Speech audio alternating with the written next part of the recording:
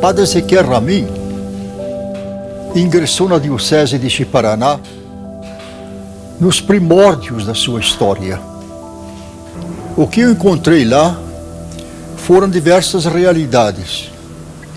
Uma primeira realidade era a multidão de imigrantes que chegavam de todo o Brasil.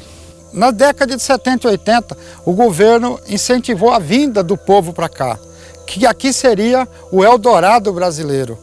E aí muita gente iludida com essa propaganda, com essa promessa do governo, que ia chegar aqui e ia ficar rico, deixou as suas casas, vendeu o que tinha em todas as regiões do Brasil e partiu para cá. Quando a gente decide vir para Rondônia, nós éramos 5 irmãos, São Paulo, né? Meu pai desempregado, minha mãe desempregada, vamos para Rondônia. Já tinha um tio meu aqui, né? E meu pai falou, o único lugar de criar essa molecada é no sítio, né? Pegar uma terra. E ele veio enfrentando a malária, enfrentando muita dificuldade, tá? Então assim, nós sempre teve essa aproximação com a terra. Só que chegando aqui a realidade era muito diferente, não tinha apoio do governo nenhum. O povo tinha que se virar como podia, grilando, enfrentando cobras, onça, jagunço. Famílias numerosas, e era muito sofrido, porque chegava, tinha terra, mas não tinha mais nada, e muitos nem terra tinham. A gente rezava, a gente fazia muito assim, não era às vezes nem tão por muita fé, era questão de necessidade que a gente tinha para resistir, porque muito complicado. Encontrei uma diocese assim pobre de clero, muito pobre, mas muito rica de leigos, bem comprometidos com a igreja. E nessa luta pela libertação do povo.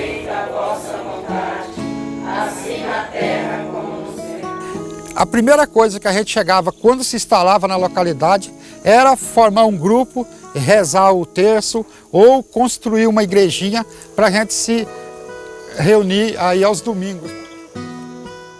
E aí é que entram os combonianos com essa missão de implantar uma igreja diferente, uma igreja que realmente visse a necessidade de amar aquele povo.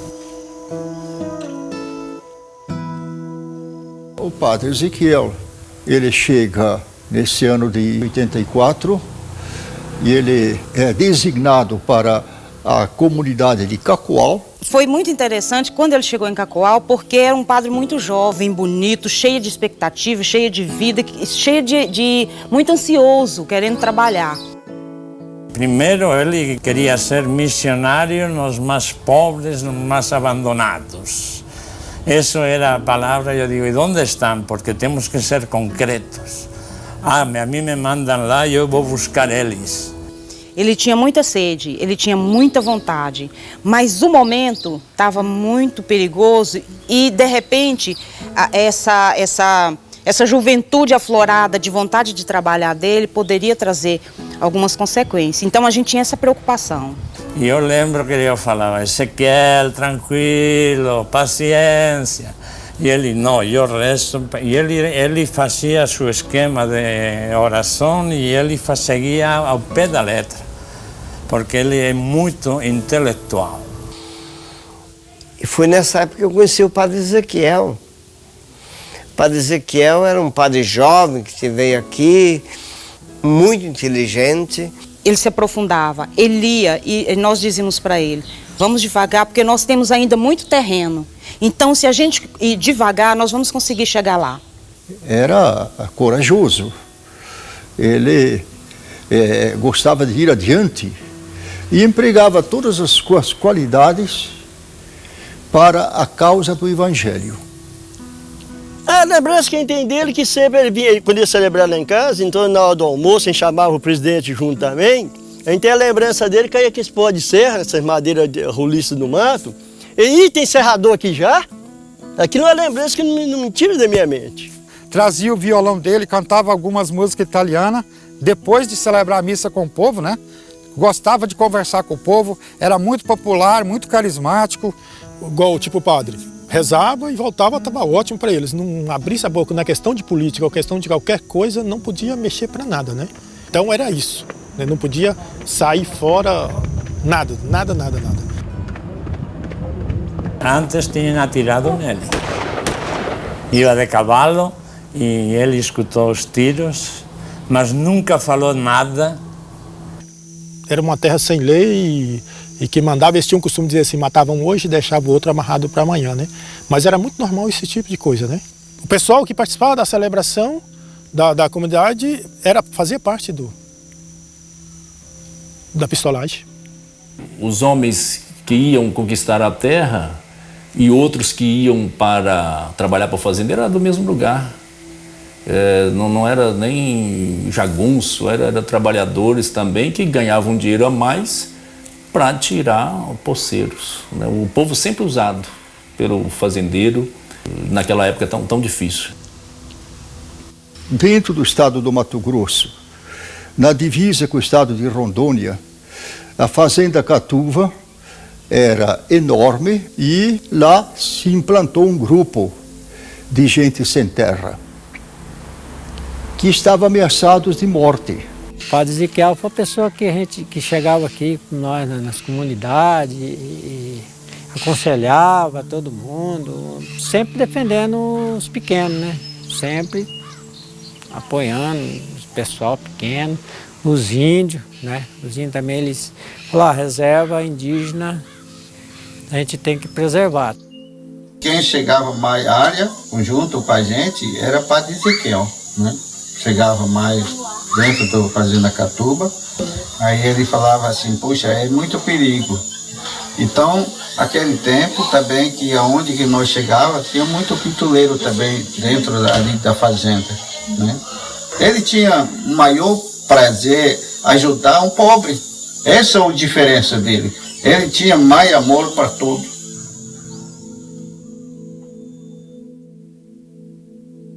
Eu cheguei em casa, era uma meia-noite, de uma comunidade celebrando. E aí nós nos encontramos, ele conversou comigo, ele estava buscando no arquivo da diocese uns documentos sobre os conflitos indígenas dessa região aqui do Mato Grosso. E aí ele pediu se eu atendesse ele em confissão. 3 dias antes da morte dele, nós sentamos, toda a equipe sentou, e como eu ficava ali no escritório paroquial e eu estava recebendo todo mundo ali, sentamos e conversamos. Olha, essa semana vamos nos tranquilizar. Foi essa conversa, até porque o Dom Antônio, o bispo, já tinha passado essa informação e essa instrução para que as igrejas, e principalmente Cacoal, que estava vivendo um conflito, que ela se recuasse, ficasse tranquila e esperasse o momento. Dia 23 de julho foi a última visita de padre Ezequiel Ramin, que as esposas dos maridos que estavam nas posses na fazenda Catuva pediu para que eu e padre Ezequiel Ramin na época, e elas pediram para que a gente fosse até as posses aconselhar os maridos delas para que evitasse o conflito. Eu fiquei muito contrariado, porque eu não queria que ele fosse. Eu até falei com ele, padre, não vai lá não, lá que a situação lá é muito difícil e é desconhecida. Por favor, não vai não. Não, ele falou, Agostinho, pode ficar tranquilo, que eu vou lá só conhecer o povo, conhecer os poceiros, não vai acontecer nada. Eu não vou incentivar ninguém a fazer nada contra ninguém, matar, atirar, não. Eu só quero proteger o meu povo. Eu não quero que aconteça nada com o meu povo. Cheguei e topei com ele, mas não sabia que ele estava lá para dentro. E aí ele falou assim, ó, eu estou vindo lá da Catuva e não consegui passar não, por ali não. Agora não rodar para o Paraná. Parou comigo na estrada. Falei, padre, quer um conselho de um amigo? Não vai mexer com isso não, rapaz, isso lá é marcação. Falei, não, Jesus morreu para salvar nós, por que eu não posso morrer por eles? E outro que é meu dever, eu sou da pastoral. A ida dele lá foi porque a vida daquelas pessoas estava sendo ameaçada. E ele não foi lá para brigar ou para discutir a questão, mas também para ajudar aqueles poceiros que estavam lá reunidos, para que eles até saíssem do local por causa do perigo. Então, o que o Ezequiel demonstra é um amor muito maior que vai além da questão agrária, da questão política, da questão de terra, mas é o amor de Deus que ele manifestava pelas pessoas. Então acho que o Ezequiel é testemunha desse amor de Deus na causa da vida por eles. 10 horas mais ou menos, foi que ele chegou lá, com o Adílio, que era presidente do sindicato, né? E aí sentamos lá e ficamos conversando bastante, esperando o pessoal que estava para dentro, esperando. E conversando e tal, vindo a posição, filmando a localidade onde as trincheiras dos pistoleiros, dos jagunços, né, de fazenda. Aí conversamos. Até teve uma hora que eu falei para ele, tá bom nós deixar esse carro aqui e descer. Porque do outro lado estavam os jagunços da fazenda, né? Pertinho daqui, a gente estava vendo o movimento deles lá. Eu falei, não, mas eu vou conversar com esse pessoal. Eu vou conversar com eles. Não tem nada a ver, não. Toda a história diz que Ezequiel tentou sair, né, para puxar a conversa, né, e eles não deram tempo para nada, né.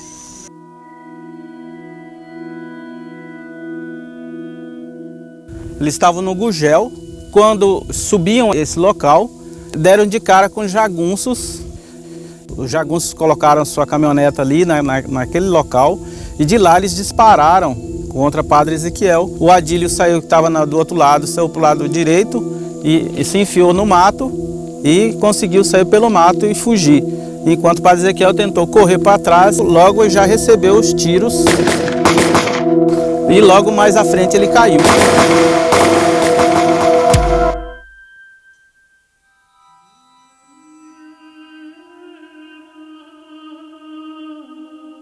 Naquele momento, eu imaginava que ele tinha apenas sofrido o atentado, mas não tinha sido morto.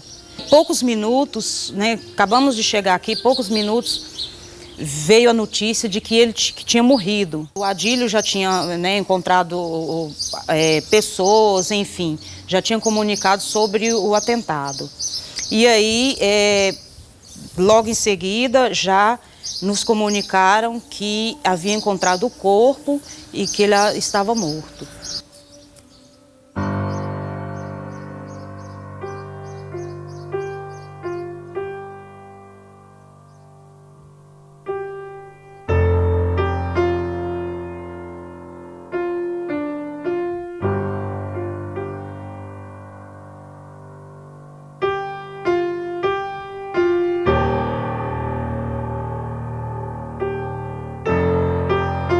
Bem-aventurados vós que agora chorais, porque vos alegrareis. Bem-aventurados sereis quando os homens vos odiarem, vos expulsarem, vos ultrajarem, e quando repelirem o vosso nome como infame por causa do Filho do Homem. Alegrai-vos naquele dia e exultai, porque grande é o vosso galardão no céu. Companheiro, a morte do Padre Ezequiel abalou não só o estado de Rondônia, mas sim o mundo inteiro, diante dessa nova república que anda dizendo por aí. O que eu estou dizendo aqui, companheiro, não é mentira, é verdade.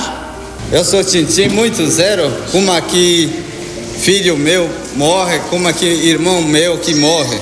Mesma coisa que eu estou sentindo esse dia, que uma pessoa muito amigo meu, de peito mesmo, que morreu daqui do Rondônia. Um rico, mataram ele. Cada isso que os índios muito triste muito esse dia.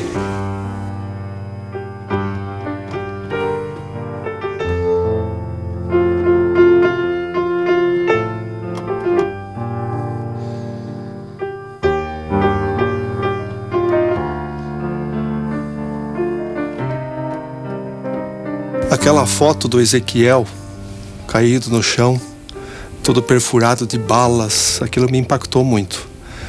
E aquele sentimento misturado com uma certa indignação, ou com muita indignação, é que me levou a compor o Pai Nosso dos Mártires.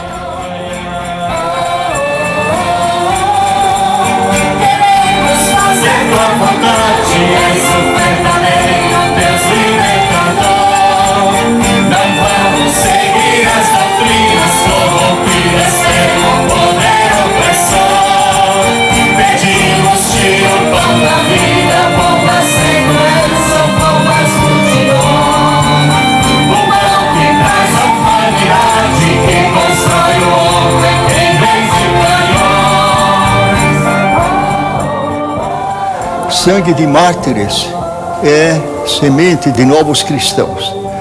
Houve muitas perseguições, não foi só lá, foram em outros lugares. Mas houve também um tempo de florescimento.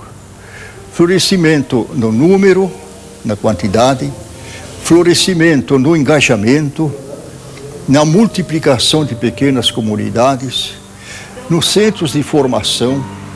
A memória do padre Ezequiel Ramin, ela continua presente na nossa realidade, principalmente nas organizações do povo, porque ela expressa a coragem dele na luta pela libertação, para alcançar a libertação do povo. A gente conhecia os padres estrangeiro, padre velhinho, e ficamos sabendo que esse padre de 32 anos, tão jovem, foi matado.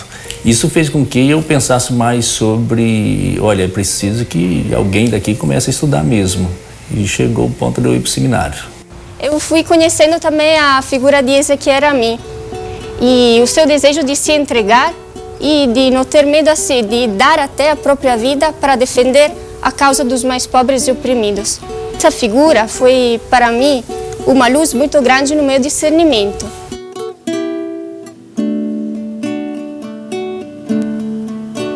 O seu olhar pairou por sobre os pobres, os injustiçados, presas do patrão. Povo sem terra e sem lugar na terra, e povos indígenas sem o próprio chão.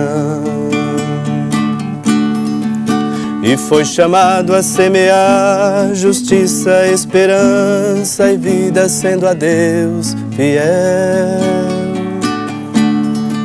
E assim chegava em terras brasileiras nosso companheiro Padre Ezequiel.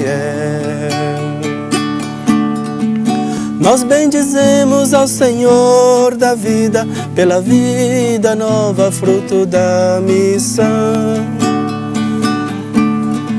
Teu sangue amigo se tornou semente que vai produzir para nós libertação.